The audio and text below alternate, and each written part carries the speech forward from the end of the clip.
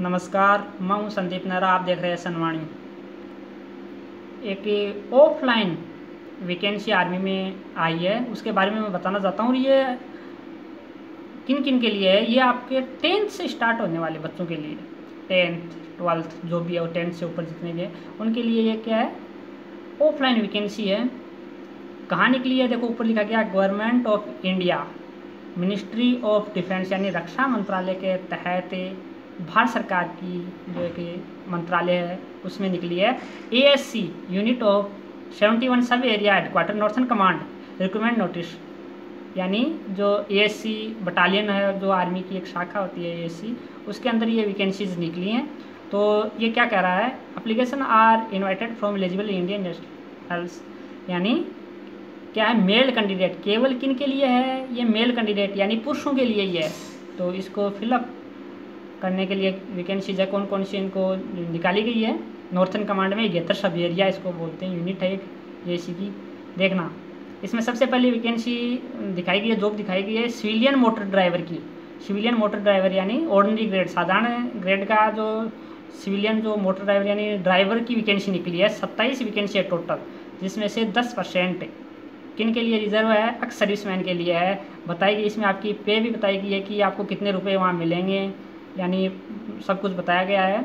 19,900 से लेके 45,700 तक आपको वहाँ मिलेंगे पर मंथ। एज आपके 1827 होनी चाहिए। साथ में आपको 10वीं एक जो क्या है बोर्ड 10वीं की जानी चाहिए एक अच्छे बोर्ड से, रिकॉग्नाइज बोर्ड से। ओके, उसके समकक्ष होनी चाहिए, आपको मान्यता प्राप्त बोर्ड से 10वीं, और उसके समकक्ष क्या होनी चाहिए? आपकी क्वालिफिकेशन होनी चाहिए, एजुकेशनल क्वालिफिकेशन बताइए इसने। साथ में एक्सपीरियंस भी बता रहा है। Must process civil driving licence for heavy vehicle from DTO RTO, यानी आपके पास क्या होना चाहिए? एक AV वाहन को चलाने के लिए आपके पास एक AV लाइसेंस आता है, AV व्हीकल लाइसेंस आता है, वो आपका पास होना चाहिए। आपके पास DTO डिस्ट्रिक्ट ट्रांसपोर्ट अथॉरिटी या RTO के द्वारा वो आपको जारी किया जाता है। और साथ में आपके पास 2 years experience of driving such vehicle. इस प्रकार के वाहनों को, बाहरी वाहनों को चलाने का 2 साल का एक्सपीरियंस आपके पास होना चाहिए। देखो जनरल में 5 वैकेंसी है, SC तो इसमें बताई गई आपकी 21 वैकेंसी, ST की है नहीं, OBC की भी नहीं है, और EWS जो जिसको भी इकोनॉमिकली वीक सेक्शन बोलते हैं उसमें एक वैकेंसी है। ओके, और नीचे दी गई है व्हीकल मैकेनिक, यानी जो मोटर गाड़ियों की जो क्या करता है, मरम्मत करता है, उसको बोलते हैं। ठीक है, तो इसमें एक वैकेंसी है और इसके लिए भी वेतन सेम है 18, लेकिन एज में थोड़ा डिफरेंट है। इसमें कितनी बताई गई है? 18 से 25 बताई गई है। कितनी बताई गई है? 18 से 25। और साथ में आपके पास क्या होना चाहिए? 10वीं पास होने चाहिए आप, और आपके पास क्या capable of reading number and names of tools and vehicle both in English and Hindi, यानी कहने का मतलब है व्हीकल के जो भी टूल है वो भी क्या होने, औजार है, उनके हिंदी और अंग्रेजी में आपको नाम आने चाहिए, पढ़ने के योग्य होने सक्षम होने चाहिए।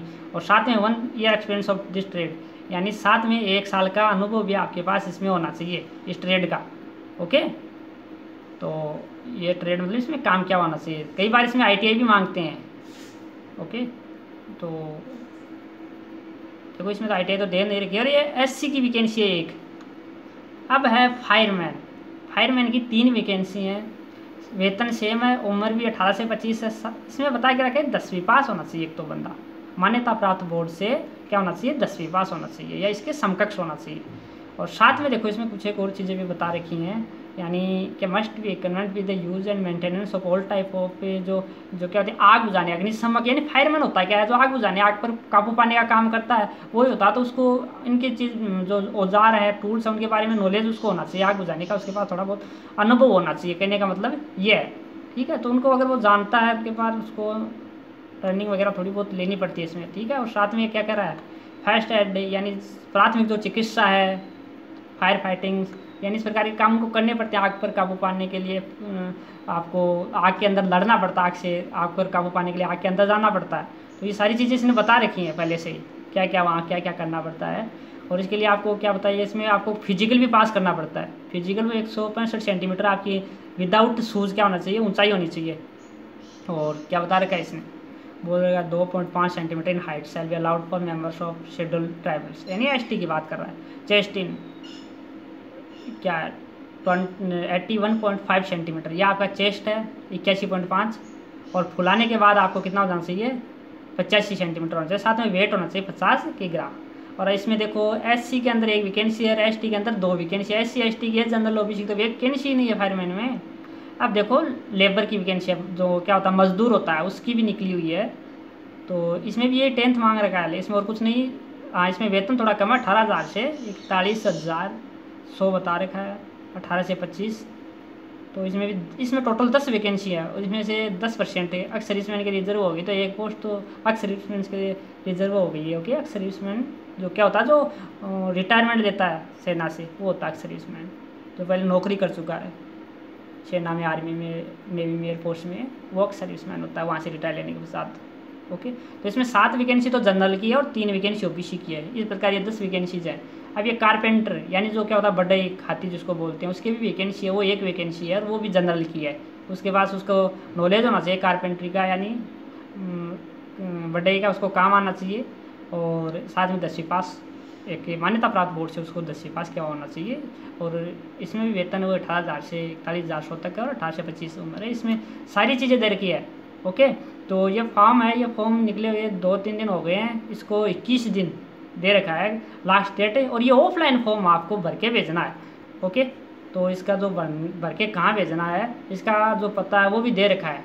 देखो बताता हूँ कहाँ आपका ये फॉर्म है, वो कहाँ जाएगा, इसमें मेंशन किया हुआ है, बता देता हूँ। ये इसके फॉर्म है, ये इसका फॉर्म है।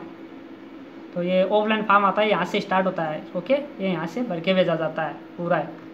और ये कहाँ भेजना है, नीचे देखो यहाँ भेजना है। ये कोने में देखो मेरा जो तीर का निशान दिख रहा होगा आपको, थोड़ा मैं बड़ा करता हूँ फिर दिखाता हूँ, और बड़ा करता हूँ, देखो जूम करके दिखाता हूँ। ये देखो, ये दिख रहा होगा, ये यहाँ भेजना आपको पूरा रजिस्टर्ड, यानी आपको रजिस्ट्री करवानी है डाकघर में जाके। फॉर्म भरने के बाद, फॉर्म फिलअप करने के बाद अपने सारे डॉक्यूमेंट पीछे उनकी फ़ोटोकॉपी आपको क्लोज उनके साथ लगानी है। और एक आपको 45 रुपये का डाक टिकट चिपा हुआ एक लिफाफा, 100 पता लिफाफा, आपका स्वयं का पता लिखा हुआ जिसमें 45 रुपये की डाक टिकट चिपकी हुई हो, वो लिफाफा साथ में संलग्न करना है। सारे डॉक्यूमेंटों की फोटोकॉपी आपको जो मांग रखी है वो संलग्न करनी है, और वो सेल्फ टेस्टेड होनी चाहिए, उन पर आपके स्वयं के साइन होने चाहिए फोटोकॉपी पर। ओके, जिस भी आप 10वीं की, एक्सपीरियंस की, ड्राइविंग लाइसेंस की, जो भी आप फोटोकॉपी लगाते हो, मूल निवास, जाति प्रमाण पत्र, कुछ भी लगाते हो, डेट ऑफ बर्थ सर्टिफिकेट यानी बर्थ सर्टिफिकेट जिसको जन्म प्रमाण पत्र बोलते हैं, जो भी आप लगाते हो जिसमें डेट ऑफ बर्थ मेंशन होती है, तो वो सारे उन पर अपने खुद के सिग्नेचर होने चाहिए। वो यहाँ भेजना है। देखो 2 लिखा हुआ, 2 उसके नीचे सारी चीज़ लिखी गई है। और जो ऊपर जो लिफाफा उस पर application for the post of, अगर ड्राइवर लिख रहे हो तो ड्राइवर लिख देना, फायरमैन लिख रहे हो फायरमैन लिख देना, मजदूर लिख रहे हो तो उसमें लेबरर लिख देना। ठीक है, तो वो भी जो भी आप जिसमें डालते हो उसको आराम से भरना है। और अगर नहीं समझ में आया तो आप मेरे को कमेंट करके पूछ सकते हो, उसके बारे में विस्तृत जानकारी ले सकते हो, या आप मेरे को ईमेल के माध्यम से भी जानकारी ले सकते हो, जो दोनों नीचे दिए गए हैं डिस्क्रिप्शन में, देख लेना। इसकी PDF भी पूरी नीचे डिस्क्रिप्शन में आपको मिल जाएगी। तो धन्यवाद, इसी के साथ मैं विराम देता हूँ।